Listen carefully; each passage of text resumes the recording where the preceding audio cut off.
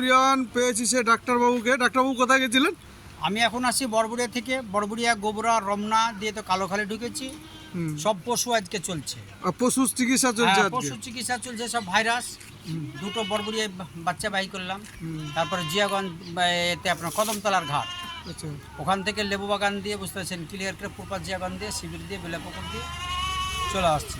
এখন শকরনগর, কুচগিরিয়া, ফসলনগর, মাঠপাড়া, রমনাপাড়া, টিকরপাড়া, ভান্ডারা, আমদহরা দিয়ে একদম এত দূর রান করবেন এই তো আপনি? সামান্য 2-3টা থানার ভিতরে রান করতে হয়, সকাল 5টা থেকে রাত 1টা এই পর্যন্ত। যে দেখেন মোটর সাইকেলে বেরিয়েছে, এখন বাড়ি বাড়ি সার্ভিস দিবে। হ্যাঁ, টাকা থাকলেও ওষুধ দেবো, না থাকলেও ওষুধ দেবো। মাশাআল্লাহ, খুব সুন্দর কথা। টাকা থাকে না, কিন্তু আমার সঙ্গে যোগাযোগ করবেন যে ওই রকম ধরনের বুঝতে পেলে গরিব মানুষগুলাকে যে দেখবে না, শুধু হায়ার র্যাঙ্কের বড় লোকগুলাকে টাকা থাকলে ওষুধ দিবে, এরা মানুষের ভিতরে গণ্য পড়ে না, একটা পশু পাখির ভিতরে গণ্য পড়ে। মাশাআল্লাহ, খুব সুন্দর কথা। আপনারা স্ক্রিনে যে নাম্বারটা দেখছেন এই নাম্বারে ফোন করবেন, করে ডাক্তারবাবুকে ডাকবেন, তাহলে আপনারা সার্ভিসটা পেয়ে যাবেন। ঠিক আছে।